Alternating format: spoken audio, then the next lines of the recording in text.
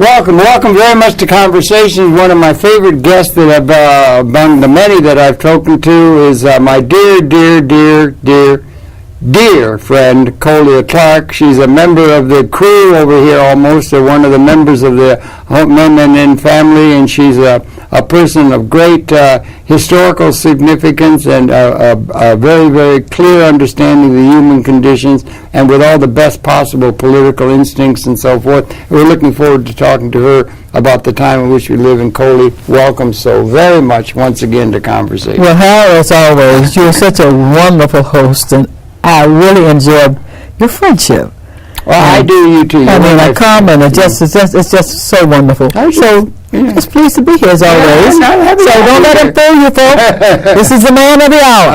This is the lady of the hour. I'm sorry, you are, because you go back, girl. You're an inspiration to me. You truly are. You've been fighting the good fight forever, it seems to me, in coming out of Mississippi. So why don't we let you once again, we've done a great number of programs together, share your own back. You got out of Mississippi and you got involved in the civil rights. I started out in the civil rights movement with Medgar after I was really in college, in high school and college.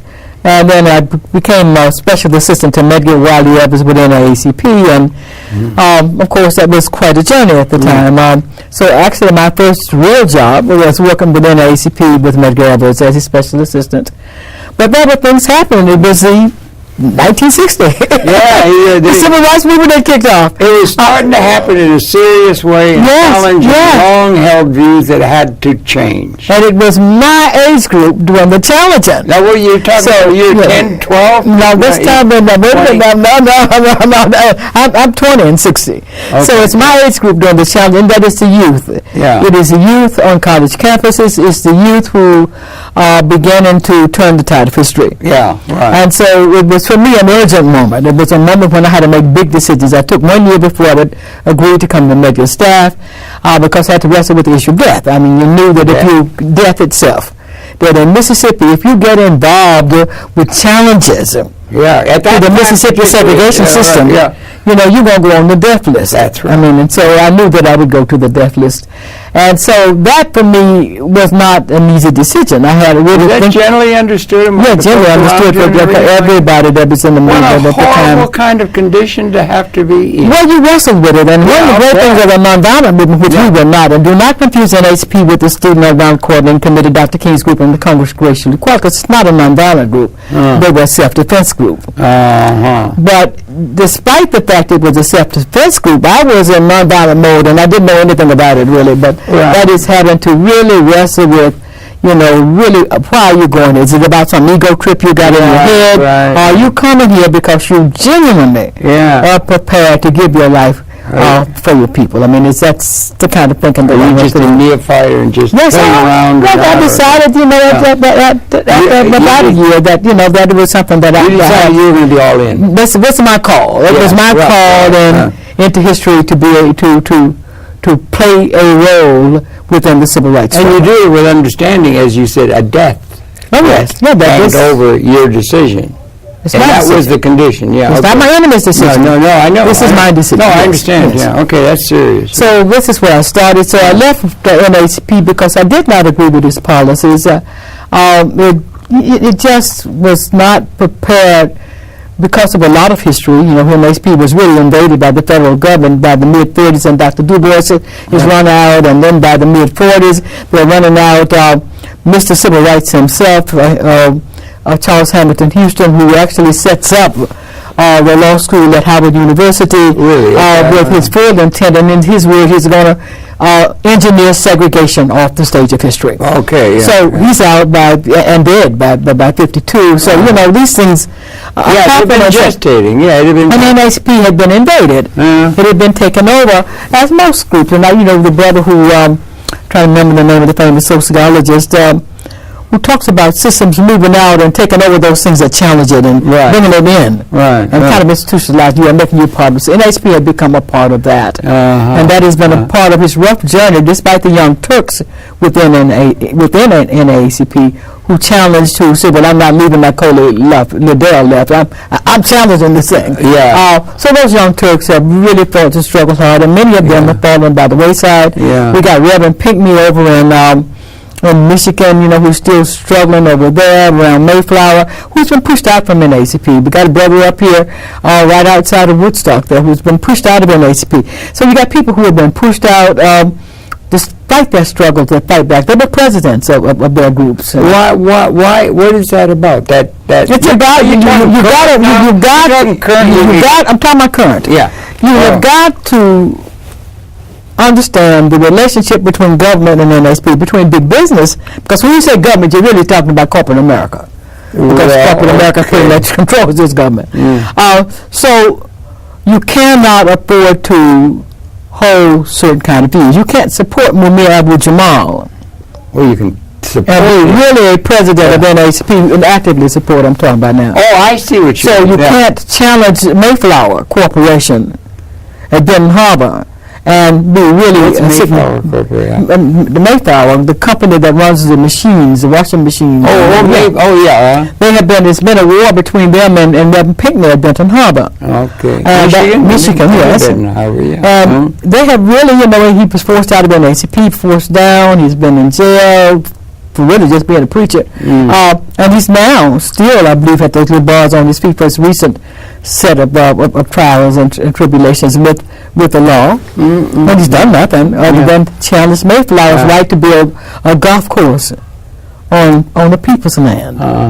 So this big fight is going on at Benton Harbor. I'd have to get the fight goes on. The fight goes on. Yeah. So for my time period, you know, I'm unwilling to believe that Roy Wilkins sitting in a chair in Washington, D.C., Ruby Hurley, who was the director of the Southeast Regional NAACP located out of Atlanta, can make decisions for me in Jackson, Mississippi. You can't do that. Now, Medgar was forced to have to go through that because NAACP owned his house that he lived in, of course his salary, and they own his insurance. And he's got 3 children. He has a different kind of a path to wealth than mine. But I can say clearly and didn't understand at that time what it meant to have children and a family. I just figured, well, you know, brother, that's your problem. You know, I'm out of here. But I could, as a young girl with nothing, no responsibilities other than myself, and my relationship to my family, and you know, to make sure I always guarded that, that I could walk out the door. So therefore, I went to Student Nonviolent Coordinating Committee. So this is how I got heavily involved more and more within the civil rights struggle. And that was something. Its time was upon us. No matter what anybody wanted to say, there was no way that was going to be denied, but it was being denied vociferously and intentionally and irrationally by embedded forces that had held for hundreds of years. That's correct. So that means you're now being brought into with stupid prejudice that was informing it. But Medgar decided to do what I did eventually. I mean, start a major civil rights movement. In another sense, this is Medgar talking about the civil disobedience struggle that was in '63. That is contrary to NAACP's position, NAACP's position that you do test cases and then you come into the courts to get them resolved. So to take the people to the streets, and they actually went to the streets in Jackson, and of course it cost him his life immediately. Oh God, yeah. The Third Road Marshal? Was he? Where did he fit into all this? Well, you know, he was Charles Hamilton Houston's one of his chief choices, and Houston, of course, brought him into the game into his plan to engineer segregation off the stage. And so these cases that were from the ground up, from the smaller cases coming up through the state system and then into the federal system. But when Kennedy appointed 3 federal judges, and there's not been very little discussion on that, the first black federal judge, of course, would be my brother that we're talking about, not the man of the hour, but at the same time, he appointed in Alabama, he appointed Judge Thompson. Okay. Very racist, but he was a friend of Kennedy.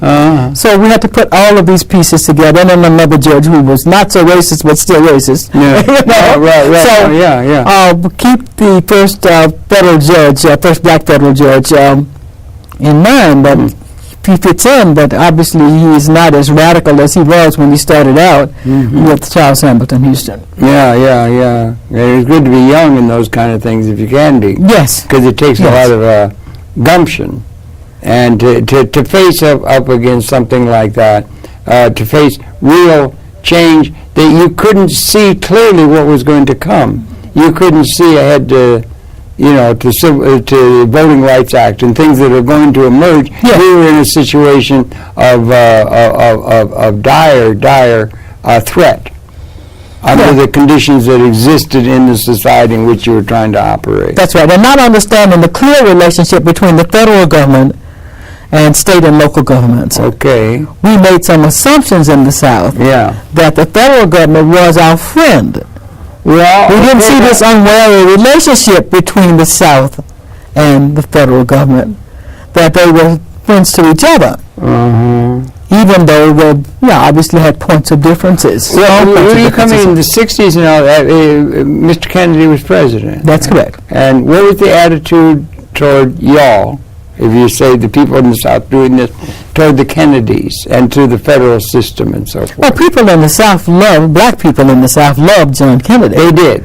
Oh, passionate about John Kennedy. Right? Yeah. Well, I'm not going to say across the board, because remember now you got to deal with these movements, which is small. You know, they see us as big. The world sees us as big movements. We were very small groups. SNCC at its final hours, maybe 300 or 400 students, about 300, I think 342 field secretaries before it was over. But basically, we're small. And then there's the rest of the black community. There's a sense of beleagueredness. Oh, yes. We've decided that we're going to take this thing on. We are going to make these changes. We will not give up until segregation is bowed. And not only bowed, we're going to dig a hole for it and we're going to put it in. Very deep. right. Now, that's NAACP language. But that was where we stood, and we have to be very clear about that moment in history with Kennedy. Yeah. Because there'll be students who will say, this brother is our friend. Sure. This president is not our friend. There'll be students who will be saying that, and of course in the adult community, on the far left, there will be also adults who are saying this. Pretty much though, John Kennedy was loved, and John Kennedy was seen as a friend of black people. I remember when he was assassinated, we were at Fisk University. My husband and I had left Selma. We set up Selma in 63. We set up the Black Belt Alabama project that Dr. King will set his apparatus down on in 65. That's set up by the Student Nonviolent Coordinating Committee, Colia and Liddell LaFayette in 63. Was Stokely there or not? Stokely is there, but not with us in Alabama. He's coming later to Alabama. So we decided, I got beat pregnant in Birmingham, and when Bernard had gotten his ankle broken, but it was advisable in for an us. accident, not in something political. Remember, Robert Kennedy's gotten his ankle broken, so Bernard actually was playing some touch football with somebody and got his broken. Right. So it looked like the white folk might have touched him. So we got to get out of that. Was there humor in nothing but humor. I mean, I missed the worst points, and I don't care what was going on. We always found the happy moment. I've been hearing lately about the Tau, the funny God. It's called the funny God. And I think we had a funny God with us because no matter how rough the moment, we would find more humor and we'd be laughing. I mean, it was just kept it going. You couldn't afford to be but you couldn't fight. I mean, the fight you got to be loose. But it's like in a foxhole. I mean, you're under real existential threat. That's correct. On your life. That's right. I mean, most people don't have to. So you need you need the funny God. If you don't have the funny God inside to be able to look at that moment and see the humor in it. And you got to feel a sense of history. You must have a sense you were a part of history or something that was informing you. What got it started? we've been, 300 or 400 years or something Yeah. with that kind of a condition? Yes. What was it? What were the earliest roots of that? Well, I mean, the earliest roots was when we picked up the first African in Africa and put him on a boat. Yeah, but I meant more in the 20th century. Yeah, it's very difficult. So I would say we'd have to start with They had to put up with that nonsense for so long. Yes. With no ability to really effectively do anything other than acquiesce. No, there have always been people who didn't acquiesce, but nobody ever talks about them. You know, I always refer to my grandfather, who didn't mind shooting white folk. But the thing is that your grandfather what? didn't mind shooting white folk and did so. Didn't mind? Didn't mind. You bother me, I will shoot you. Period. I just happen to have a grandfather like that on my maternal side. Was he willing to follow through on those words? He did. He shot people? Shot one. Shot one dead. Shot him down. I don't think that the boy actually died. But they didn't bother him. He went to the upper parts of Mississippi, spent 2 years up there. And was to prison? Got shot 2 white folk, actually, at the prison. And each time they made him a trustee on arrival. So, he didn't have no problem. So, I see you come from good stuff. That's on my mother's side. My father's side is very pastoral. But my point is that in that roiling that community for hundreds of years. Yeah, but the thing is that you always had within the black community at least 2% of the population who were rebellious. 2%, at least 2% of the population. Stokely and what's that brother Charles Hamilton has a wonderful work where they really deal with that black politics, where they really talk about that. I mean, they really document that. Yeah. About 2% are always there, and at any given point, the whole community may be there. So look at Ferguson. Ferguson, you start out with this small piece, but now the whole community is shifting in. So this shift from being kind of acquiescence to radical black nationalists on a moment's notice. It can happen with the whole community, but there's always that 2%. I'm wondering if generally most people just kind of ignore them, but they're always there. Always there. And always throughout history, it's not written about. It's not written about people like grandfather who took on certainly whole communities at times. But the place where I was born, Dry Grove, Mississippi, where Ulysses S. Grant decided that he would not respond positively to Governor Ames. This is in Reconstruction era. The last hour of Reconstruction from Mississippi, 1875, not 77. This is pre the 1877 legal decision.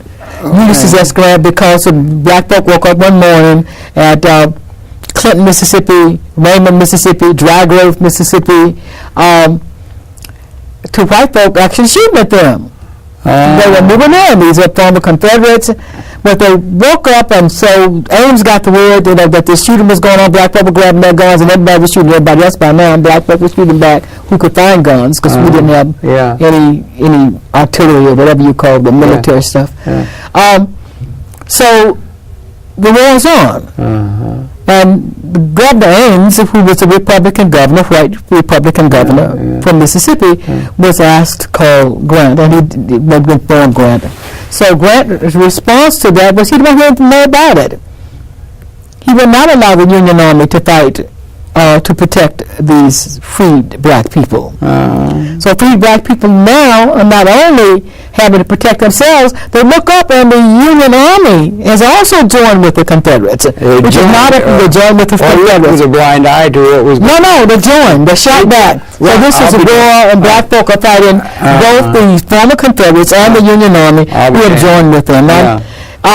There's a wonderful article on it called The Clinton, Mississippi Riots that's recently been put online from the Mississippi State Department of Archives. So what I'm saying is this generally was happening throughout the South. It would be mass murder, but black folk are fighting back. Meridian, Mississippi will get it, about 500 dead. Yazoo City will get it, but hundreds of dead. Numbers are uncounted for. What dates are it's 1875. Oh, back then. See. Okay. Yeah, so 1877, remember, Rutherford B. Hayes ends Reconstruction. Technically, the governor, the president, Hayes. But what I'm saying is that you see these black folk continuing to defend themselves. You got to. I mean, you had no other choices. So once segregation is fully in, and the South is still trying to push down, they also know who not to push down on.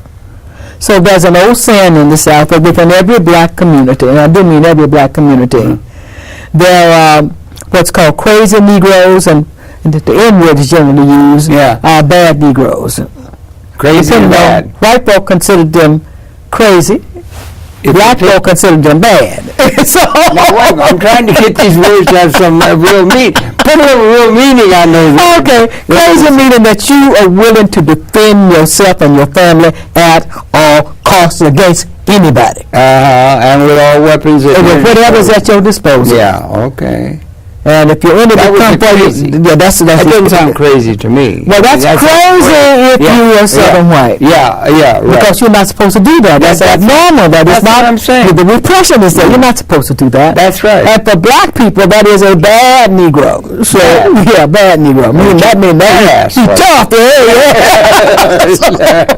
So anyways, I just wanted to let you know that that's always been there. That's part of the tradition. Yeah, so throughout the whole time. Right. So Ida B. Wells in Tennessee is where I would say the struggle begins, and this is in the late 1880s in the 1890s when first the struggle around school, and then struggle around being thrown off a train. Yeah. And then she files a lawsuit and wins at the state level, loses at the next level. It was possible to win in the courts. She won a lawsuit. It was possible to win a lawsuit once in a while or something. Yes, so she won a lawsuit, but was thrown out. And remember, this is out when the Supreme Court of the United States of America is warring on black people. Is what? Warring on black people. Actually warring on black people. People, y'all got listen to my Mississippi accent.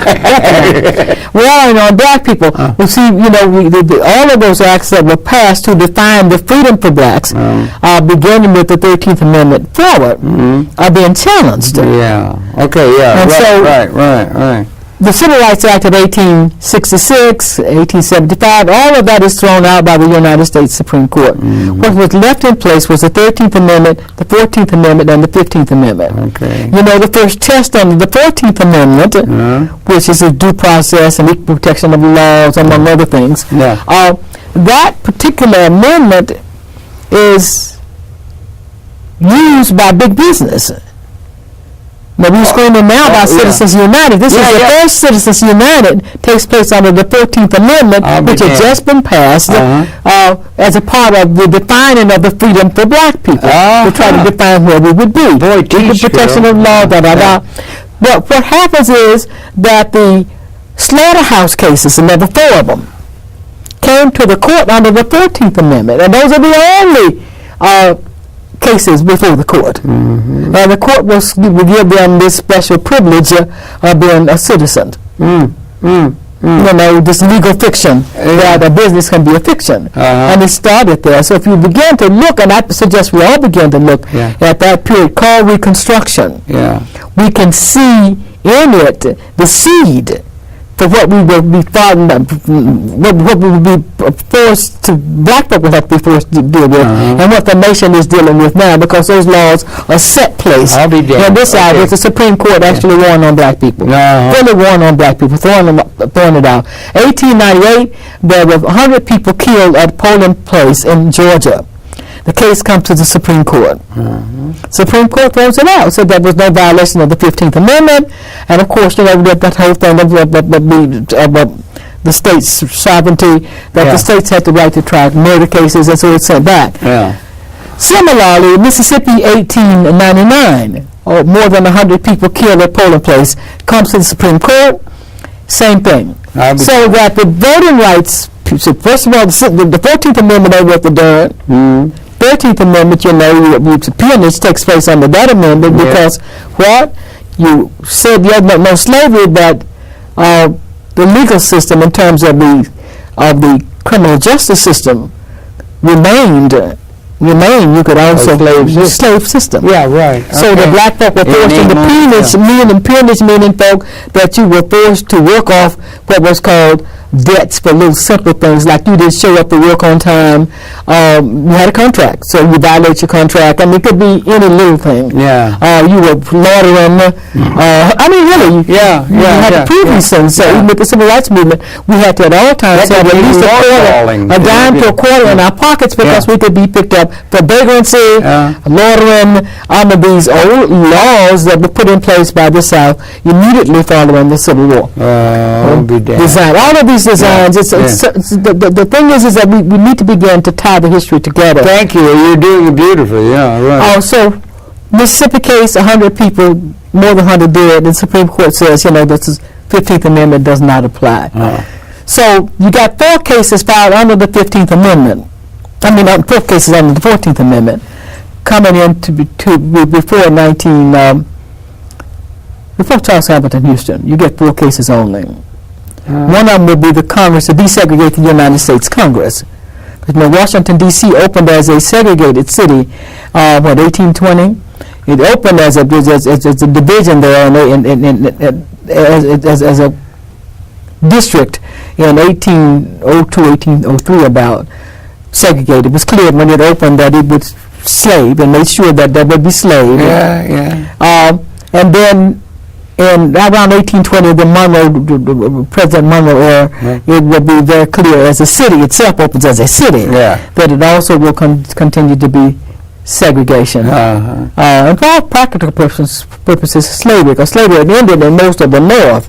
Legal slavery had ended, but it still was slavery for the South. Yeah. The abolition thing was happening, I guess. Yeah, it was. Going back to England and that, I think there was a lot of sentiment in that direction in England and so forth. Yeah, the Ethiopian brigades that the British took back with them will do a lot of stirring up. Those who fought with the British. The British took back hundreds with them to Britain. And it would be out of that we would get the first neo-colonial state in Africa, Sierra Leone. Exactly. With the British, taking them Africans from the United States who would come back. Nobody associates them with it. Those Africans from the United States slavery who would come, the so-called Ethiopian brigades that would be put down there. The word is that the British sent 80 white sisters, went out on the street and got 80 white prostitutes and threw them down there with them.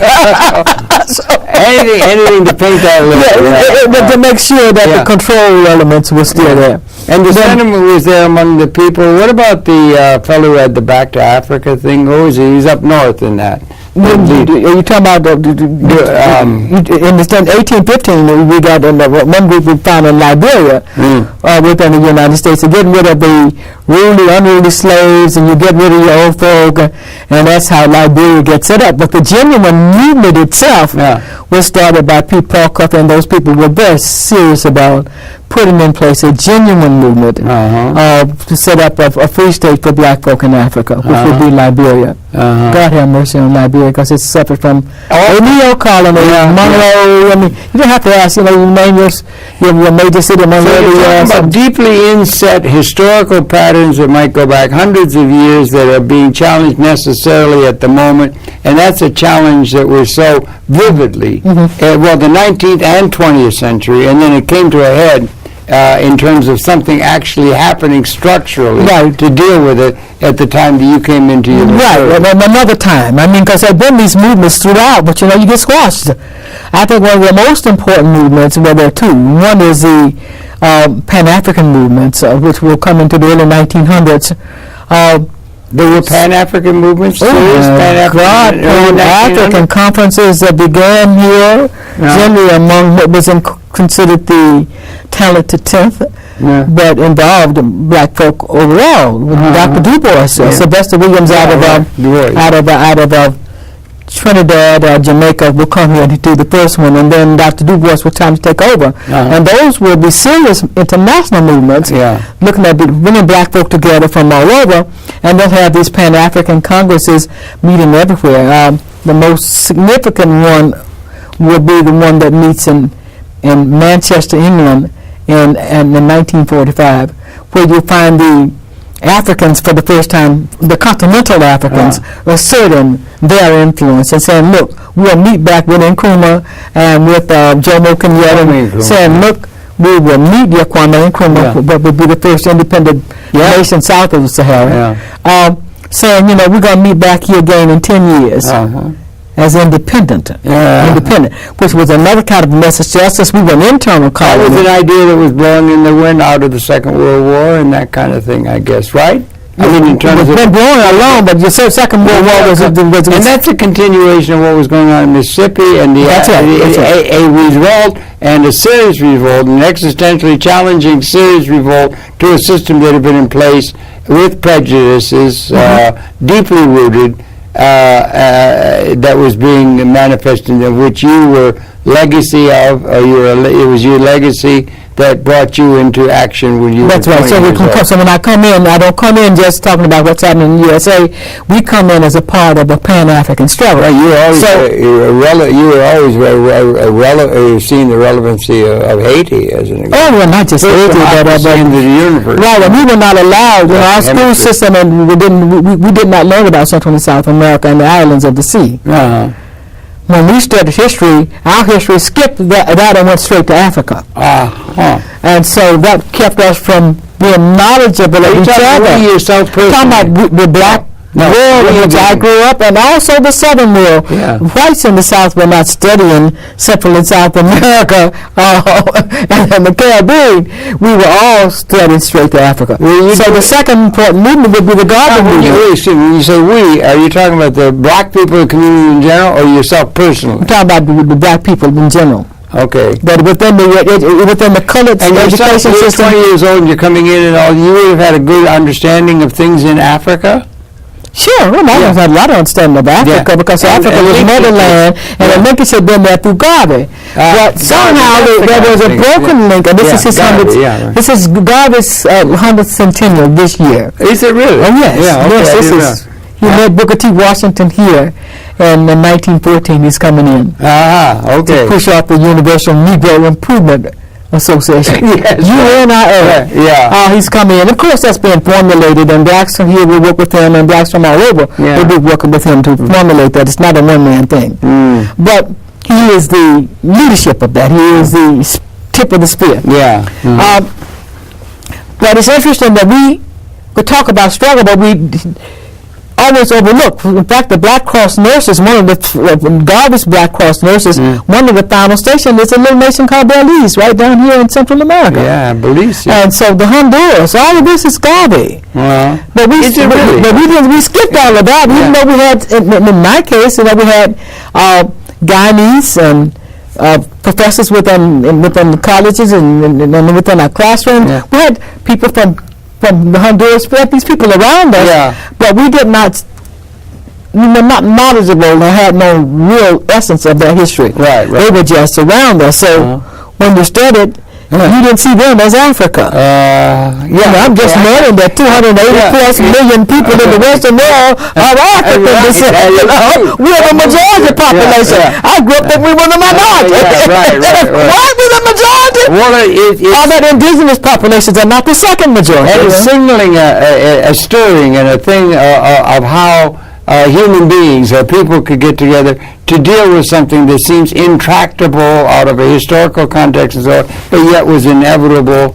And I'm wondering if there's models of that in terms of the contemporary world that we live in now. Well, I think where we are now is that we're seeing Ferguson as a leading element that can motivate right kind of bold thinking about changes that are needed now by God. I think we've seen it now. I think we're on hopefully we're not going into World War.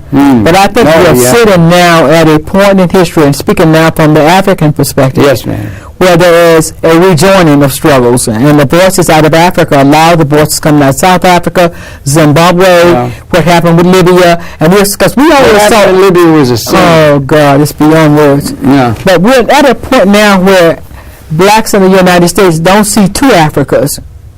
A North Africa, there was an Arab Africa, and a south of the Sahara, which was a black Africa, because that's the way we learned history. We now see one Africa. One Africa. That's Algeria, and Libya, and Tunisia, Morocco, Egypt, but all the way down to the southern tip, Cape of Good Hope. We are one Africa. That's what Stokely was on too, as Kwame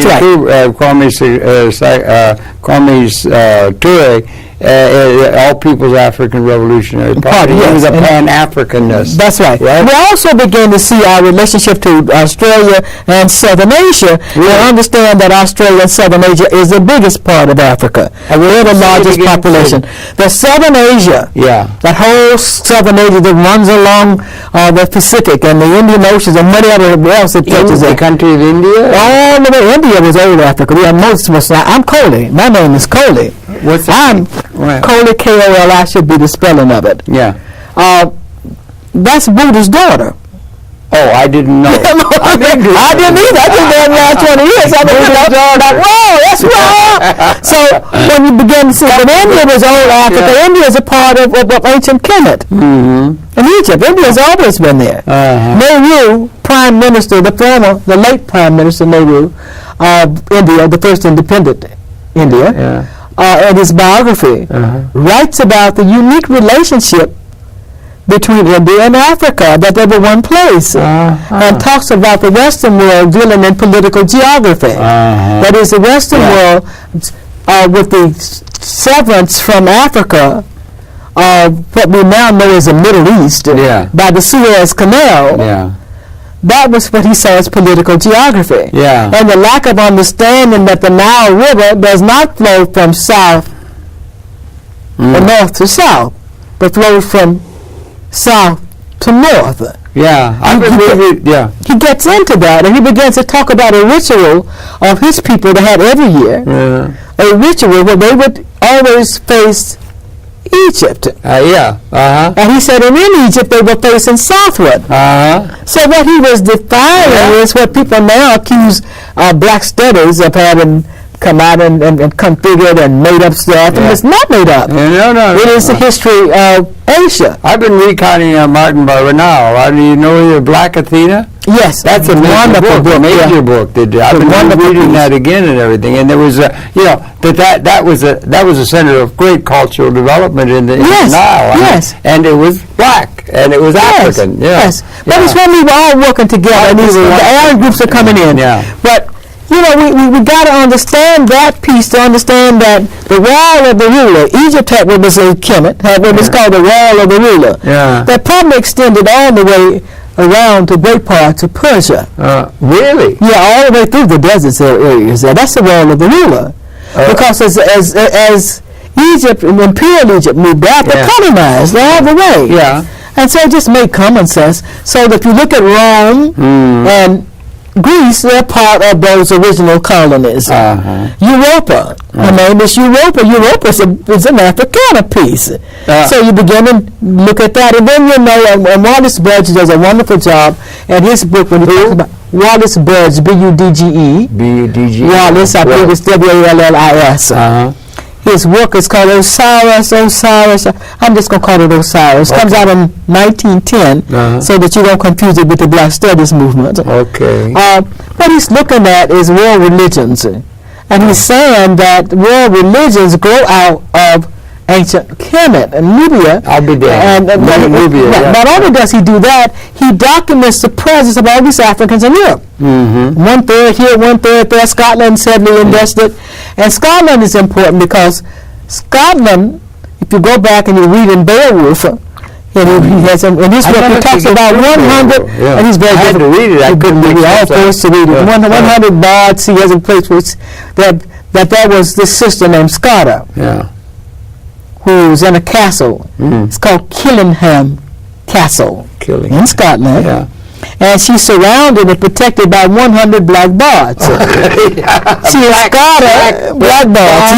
B-A-R-D, that's correct. But they were priests, of course. How this deal was. And they're protecting Scotta, the daughter of Pharaoh. So I mean, you begin to look at all of these influences. Then you begin to look at the icons in Europe, and always this black woman. So you begin to understand that these black icons go out of the fact that there was this presence.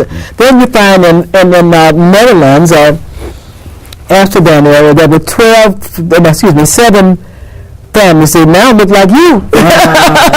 But they are actually of Yoruba traditions. They still have the names. Yoruba, yeah. Yeah, they still have the names. When the Yoruba used to do civilizing missions. right. So the Africans were doing the civilizing missions at this time. Yeah. And they would come up with this Europa piece and civilize it, because groups were coming in from Asia all the time, coming in wild people out of Africa that did not fit, coming in from what we know today as the Arab world, that area, probably not that much Arab then, but still they were there. Yeah. People were coming in and coming into this European area that we know as Europe today, Europe's land, probably the rich lands of Africa. But we got all of this stuff, we have so much stuff we to got do. we got a lot to learn on my side. Not just on their side, all of us have this to learn. That's the truth. Emptied out Africans' head. They just emptied us out. No language, no religion, everything is emptied out. I think it was worse in North America maybe than anywhere else in terms of the absolute attempt to abolish any sense of identity at all. Yeah, that's true. At least in South and Central America, you could have music. Yeah. But I think it was worse in North America. Oh, no doubt about it. I think it's the Stamps piece that looks at institutional slavery in the United States. Right. He calls it the peculiar institution. Peculiar in what sense then? Because it is violent, ruthless, nasty, and totally inhuman. Yeah, right. And at least the French would allow you to have your family. Yeah. So you could have something. The Spanish would allow you to have your family. They want you to have nothing. Nothing. And that's what you were rebelling against as a 20-year-old. Right. Yeah, Nicodemus said. Your daddy or your granddaddy picked up the guy, you know. My granddad. That was your granddad. My mom and daddy. You come from good My mom and daddy. Yeah. And you survived to be here and everything. Oh, he survived until he said, So what do you think now? Are we in a period of really, first of all, there's an awful lot for us to learn. We got a lot to learn. And you're helping, that's an incredible history lesson and everything like that, and your understanding of it. And then you've been involved in that, and then you've gotten yourself involved in politics a bit. You ran for governor, or for Senate. Party. You worked with Cynthia McKinney. So you got yourself involved in that. So what is your sense about the possibility that we may be at a time of great stirring now, similar, not anything like the depth of which you had to face or your colleagues in the early time down there, but a similar stirring toward just not any longer accepting a view of the universe or the world that is trying to be put down upon us, and this is a great stirring in the world now that is apropos of the time in which we find ourselves. If you can understand what I'm saying. Yeah, I understand. I think that the shock doctrine that has been now applied, we started with, obviously with the original colonization and slavery. But now that's no Klein, you mean? Yeah, Klein. She makes a, I was, when reading my stuff recently, she makes a good case. Yeah, she's a good writer. She's now on, absolutely clear. She's now really joined up with McKibben and you see the thing, the global warming idea. Well, that's wonderful. Did you see that approved there? There are 400,000 people in the streets of New York. Oh, yeah, sure. You mean, yeah, and she's tied into that now tightly, too. The good thing about her piece is so clarifying is that you can see slavery. You can see the invasions in Africa, these constant invasions into Africa. You can now see the invasions into Asia. I can see the old ones that we don't talk about, with China and Japan and the original invasions, the so-called Silk Road invasions, if you want to call them that. They don't call it that. The Silk Road, so road into Asia and bringing back silk. Yeah, right, yeah. But they were invasions. I mean, they were invasions that really impacted these cultures, so that China is found a dope empire with the British. I mean, just go in and load it. Load the place up with dope. So you can see Asia, because in America we tend to only see Africa. Yeah, okay. All right? We don't see Central and South America. Well, we usually hardly can see much past Europe, you know. Yes, Europe is always the coming in to the European districts that could.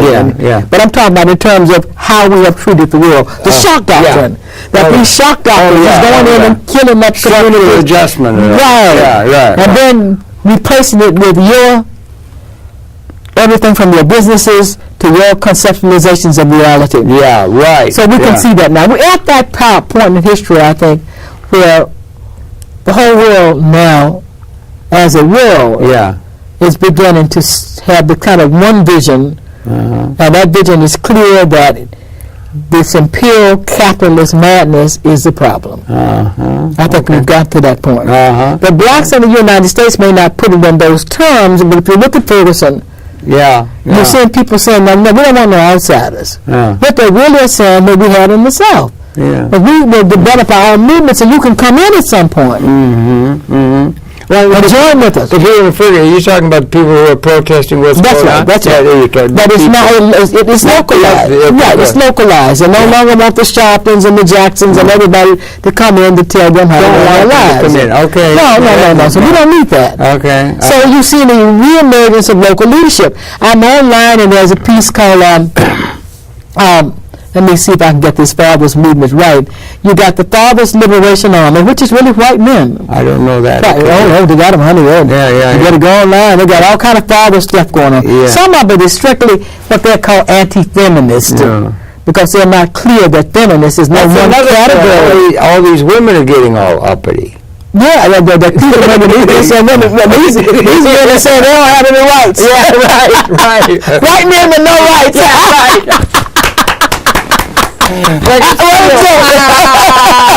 Because of the struggle around the courts and their children.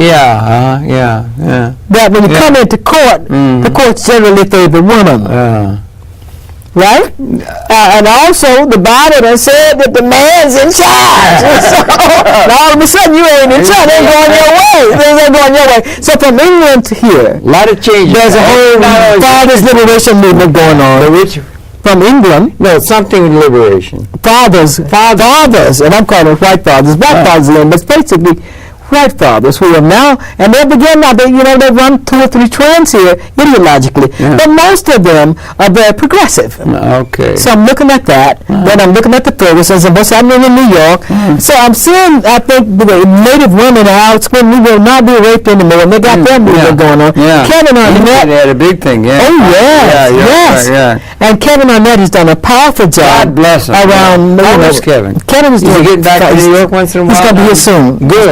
Give my best. He wants to be on the show when he comes. Yeah, sure. Love to. He is now saying, look, we got to deal with the issue of children, but not only, he's got rid of one pope, and they're working on the second one, forcing him to have to make more radical positions because of the church, the role of church and state. So we got all of this clarifying going on. Real clear. Do y'all count in terms of, like John Stewart, we refer to our pope as Pope Frank? What do you think? He's a force that might be somebody that is good for what's needed to become, with Francis of Assisi and all that kind of connection. And his concern for the least among us, where others have been concerned with fine-tuning of language and so forth. The game that's being played. Because that game is only being played. Why? Because there's a major movement led by men like Kevin Arnett. You got the Irish who are saying not in our names, and women who are saying not in our name, and you're going to continue to do what you're doing. And the Irish actually coming up with what looks like a new reformation. So, we play in the way. So there's some really deeply rooted, existentially significant things roiling the human condition as we and they're coming together as one.